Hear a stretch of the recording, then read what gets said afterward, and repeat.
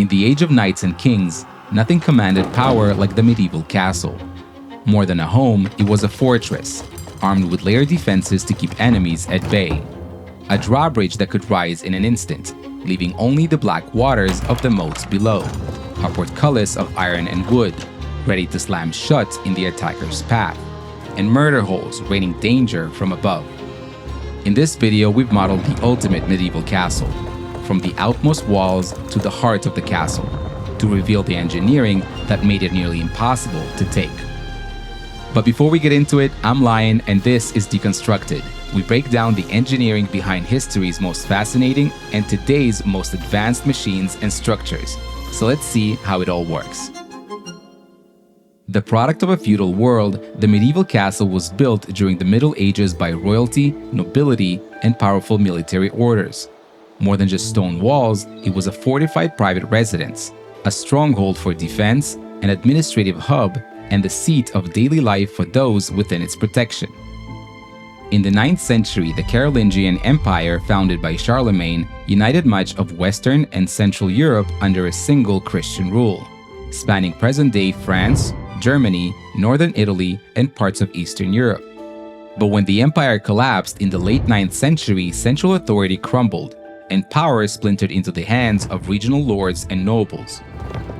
It was in this fractured landscape that castles emerged, localized power centers where nobles could protect and govern their lands. Under the feudal system, land was exchanged for loyalty and military service, and castles became the physical embodiment of that bond. Facing constant threats from Magyars, Muslims, and Vikings, defense was paramount, and location was everything. To maximize visibility, castles were often built on elevated terrain, overlooking key rivers and trade routes. The earliest castles in medieval Europe, built from the 10th century and onwards, were simple motte-and-bailey designs, a wooden tower on a raised mound with a lower bailey enclosed below. During the 12th century, a scientific approach to castle defense emerged, and castle building entered its golden age. Driven by the ambitions of the Norman rulers, these fortifications grew from simple timber structures into massive stone strongholds with thick curtain walls, fortified gatehouses, and flanking towers. At their heart stood the stone keep, the ultimate refuge. In this video, we'll focus on the most advanced form of the medieval castle, the concentric fortress, combining the most iconic features into one detailed reconstruction. While no two castles were identical, our model blends elements from the 11th to 14th centuries to create the ultimate medieval stronghold. Before we jump inside, a quick note: we've put together a medieval castle collection to go with this video, and it's discounted for a limited time. I'll share more about that later. Now let's follow the path an attacking force would face when attacking the ultimate castle, advancing step by step towards the heart of the castle. Before making it inside the castle walls, the first obstacle would be the Barbican, a fortified gateway positioned in front of the main entrance, designed to expose attackers to defensive fire before they even reached the main gate. The gate itself was built of thick timber reinforced with iron, capable of absorbing relentless battering at what was often the most targeted point of attack. From the inside, it was secured by a massive drawbar, a thick wooden beam that locked the doors in place. The beam sat in deep sockets carved into the stone walls on either side of the entrance. To secure the gate, the beam was slid from one socket across the door and into the other, bracing it against impact. Towering overhead, the battlements formed a defensive crown, a parapet cut with evenly spaced gaps called embrasures or crenels. Between them stood the merlons, solid stone shields for the defenders above. From here, they could dart out to fire arrows or drop projectiles, then vanish back into cover. Behind the battlements ran the wall walk, an elevated path accessible by stairs or ladders, allowing defenders to rush along the ramparts and reinforce any point that came under siege. From the wall walk, the battlement towers loomed higher still, giving defenders sweeping views and deadly attack angles. From these elevated positions, they could sweep the walls with flanking fire, hitting anyone trying to approach or scale them. Sometimes set into the merlons were narrow vertical openings called arrow slits. secured firing points that allowed archers or crossbowmen to strike while staying almost entirely hidden. Some were shaped to suit specific weapons and tactics, and in places, wooden shutters offered yet another layer of defense between shots. But even the strongest defense mechanisms can be tested. Just recently, there was a security scare at Windsor Castle, an intruder making it past security before being stopped. There were a variety of headlines like "Intruder arrested on the grounds of Windsor Castle" and "Man arrested at Windsor Castle for trespass, drug possession." The thing is, the same story can be told in completely different ways, and it's easy to miss half the picture without even realizing it. I like being able to see how multiple outlets report the same event, how certain words can subtly change the tone, and even which details, like the mention of drug possession or Prince William, are included or left out. Which is why I use Ground News, an app and website that shows how many outlets are covering a story and lets you compare headlines across the political spectrum side by side, so you can see how each version is framed. You can check out each outlet's bias rating, factuality, and ownership details, and even use their blind spot feature to find stories one side of the spectrum might be missing entirely. I like it because it takes minutes, not hours, to get the full picture. You're not stuck in a news bubble, and you can make up your own mind about what matters. Use my link ground.news/deconstructed for 40% off their Vantage plan. It's private, ad-free, and a better way to see the world without the spin. Alright, back to the castle. Breaking the Barbican defense was no guarantee to progress for enemies. The moat, a deep white ditch often filled with water, encircled the fortress like a final warning. It stopped siege towers and battering rams long before they could touch the outer walls, forcing attackers to first fill it with earth just to get within striking distance. The moat also served another purpose. It made undermining nearly impossible, blocking the tactic of digging underneath the castle walls to collapse them using a wooden framework that was then set on fire. With the moat stretching out before the gate, the only direct path to the outer gate was across the drawbridge. Built as a heavy wooden deck hinged at the gatehouse threshold, it could be raised or lowered to control entry. In its most common form, chains attached to the outer end ran through pulleys above the gate, operated by a windlass in the room above the passage. When raised, the bridge folded up flush against the gatehouse, becoming yet another barrier between enemies and the castle. Only lighter bridges could be lifted this way, without any counterweight assistance. For larger, heavier bridges, a counterweight system was often added. As the windlass turned to raise the deck, the counterweights descended inside the gatehouse, offsetting the bridge's weight and making the lift far easier. Another approach was the bascule bridge. In this design, the bridge extended into the gate passage and over a pit. When raised, the inner section swung down into the pit, assisted by a counterweight beneath the bridge. Chains attached to the inner end and operated by a windlass in the room above allowed it to be lowered or raised smoothly. This setup also prevented the bridge from flipping if someone stepped on its inner end, while the pit itself created an extra obstacle for anyone trying to cross. By the 14th century, a simpler variant emerged. Like the first and second types, it used chains, but these were fixed to pivoting arms called gaffs, mounted above and parallel to the bridge. These arms extended back into the gatehouse, where heavy counterweights were mounted on their inner ends. This balanced the bridge so well it could be raised or lowered by hand. When lifted, the arms locked neatly into slots in the gatehouse wall, holding the bridge securely in its upright position. With the drawbridge lowered, attackers could rush straight into the next trap, the outer gatehouse. This fortified gateway controlled access to the outer bailey, the first open courtyard inside the castle walls. At its entrance stood another massive wooden gate, secured from within by a heavy bar lock, a thick wooden beam resting across the door, held in place by sturdy metal brackets.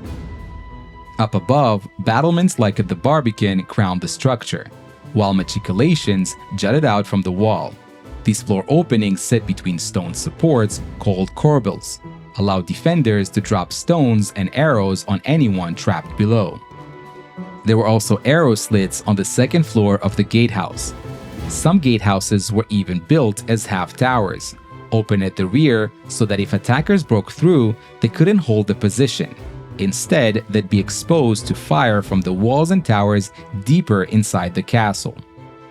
In a siege like this one, defenders might add temporary wooden structures on top of the wall battlements, called hoardings. Through arrow slits in the walls and holes in the floor, they could fire down on attackers at the base. These worked much like machicolations. Though being wooden, they were vulnerable to fire, which is why defenders sometimes covered their roofs with wet animal hides to resist flaming arrows. Even the base of the wall works against attackers. The talus and outward sloping section of stone, also called the batter or plinth, would blunt the impact of battering rams, push scaling ladders into angles where they were more likely to break, and stop siege towers from getting close enough to deploy their drawbridges. Should the outer defenses fall, the next objective for any attacking force was the inner gatehouse, the final and most heavily fortified gateway in the castle. This four-story stronghold controlled access to the inner bailey, where the keep stood, and its arched gate passage was flanked on both sides by massive semicircular towers. High above the entrance, many of the same defense mechanisms used at the Barbican and outer gate were deployed. Machicolations allowed defenders to drop stones and arrows onto anyone below. Battlements provided cover for archers, while arrow slits cut into the towers gave them clear firing angles on the enemy's approach. Just inside the entrance stood another heavy wooden gate, and beyond it the portcullis, a massive gridded barrier of wood and iron, running in vertical grooves on either side of the passage. At its base, sharp metal spikes were designed to crush anyone caught beneath as it dropped. The portcullis was attached to chains running through pulleys above, operated by a windlass in the room over the passage. Counterweights also helped balance the load. In an emergency, defenders could release the chain to let it slam down under its own weight with deadly force. Passing through the gatehouse passage along the center of the gatehouse would be even more dangerous. Narrow and enclosed, it funneled attackers into a confined space where they would be targeted from above and from both sides. Many castles had two or more portcullises, trapping attackers between them. In this killing zone, they would be bombarded through murder holes in the ceiling, openings between the portcullises where rocks, arrows, bolts, or boiling oil could rain down. Arrow slits in the side rooms also allowed defenders in nearby rooms to fire into the passage as well. Inside the gatehouse, the first level often housed a dungeon, or oubliette, which is French for to forget. This underground prison cell had a narrow opening at the top with a wider chamber below and was only accessible from above through a trapdoor. Guard rooms could be placed on both sides of the gatehouse, manned by soldiers ready to defend the gate from within. The second level typically served as an armory, storing weapons, armor, and siege supplies. Above that, the third level held the barracks, the communal living quarters for the guards who kept watch over the castle's most critical gateway. The inner gatehouse was a fortified doorway within the castle's strongest line, the inner curtain wall. Taller and thicker than the outer wall, sometimes exceeding 10 meters in height, it was built to dominate the space around it. From the wall walk along its top, defenders protected by battlements could fire down not only on attackers outside, but also on those who had managed to get into the inner bailey. The wall's strength came from its construction, two outer layers of stone packed with rubble and mortar between them. Hidden within its length was sometimes the postern gate, a small, often concealed doorway at the rear, allowing defenders to slip in and out unseen, perfect for messengers, scouts, or counterattacks. At regular intervals along the curtain wall rose the wall towers, reinforcing the defense just as the Barbican towers had before. From these elevated positions, defenders could unleash flanking fire along the walls, striking any force trying to approach or scale them. Each tower was topped with battlements, and arrow slits cut into the walls allowed archers to shoot while staying protected. Inside, the towers were multi-level structures. Some floors might store food, wood, projectiles, and tools, while others could house armories, guard rooms, or barracks. The towers came in different shapes, each with distinct strengths and weaknesses. Square towers were easier and faster to build, and offered larger interior space, but their corners were structurally weak, making them more vulnerable to undermining or battering, and flat walls were more easily damaged by projectiles. Round towers solved many of these issues. Their curved surfaces deflected projectiles and resisted tunneling better, but they were more complex and time-consuming to build, with less interior space. D-shaped towers offered a compromise, a curved, exposed side with the defensive advantages of a round tower, paired with a flat rear that was easier to construct, though it still retained some of the square tower's vulnerabilities. Inside the inner bailey, daily life continued even under siege. This open space, enclosed by the inner curtain wall, was where much of daily life and work took place. The stables kept the castle's horses ready, vital for transport, communication, and mounted defense. Workshops for blacksmiths, carpenters, and other craftsmen maintained weapons, armor, and the castle itself. The kitchen stored food and prepared meals for soldiers, servants, and laborers, while the chapel provided a place of worship, keeping faith close to home in a world where religion shaped daily life. At the center, the well offered a reliable source of fresh water, ensuring the castle could endure even the longest siege without surrender. Reaching this point meant the siege had broken through nearly every defensive line, leaving only the keep. The keep, also called the dungeon, not to be confused with the dungeon, was the castle's ultimate stronghold, a massive, multi-story fortified tower, often the largest and strongest in the entire fortress. By the late 12th century, stronger curtain walls and rounded towers made keeps unnecessary, with main rooms moved into towers or separate buildings in the inner bailey. When the keep was still central to a castle's defense, it was both the lord's main residence and a last resort refuge if every other defense fell. Built with extra thick walls, few windows, and reinforced with four-corner towers that served as elevated lookout points and firing positions, it was designed to be nearly impossible to take. Most keeps were approached through a forebuilding, a fortified structure shielding the main entrance on the first floor above. Narrow stairs led up to a first-floor doorway, forcing attackers into a tight, easily defended space. Arrow slits lined the forebuilding, and some even included another drawbridge and their own gate to delay attackers. Inside, the keep rose floor after floor connected by spiral staircases, built into the towers. These typically ascended clockwise, a design that favored right-handed defenders coming down, their swords arms free, while cramping the swing of right-handed attackers climbing up. The ground floor or cellar stored the provisions needed to survive a long siege: dry goods, perishable food, wine, ale, and sometimes a well for fresh water. Some keeps also had a kitchen here, reserved for preparing meals for the lord's family and honored guests. The first floor, the entrance level, was dominated by the Great Hall, where the lord conducted business, hosted meetings, and held grand feasts. Often the largest room in the keep, it sometimes spanned 2 stories with a soaring ceiling. Above, on the second-floor gallery, a mural walkway ran within the thickness of the walls, its windows bringing light into the hall below. If the hall was breached, defenders could use this gallery to fire down on attackers from above. Guest chambers for important visitors were located on the 3rd floor. On the same level was the solar, the private living and sleeping quarters for the lord and his family. This floor also contained the private chapel, reserved for their use, as well as the garderobes, from the French for wardrobe.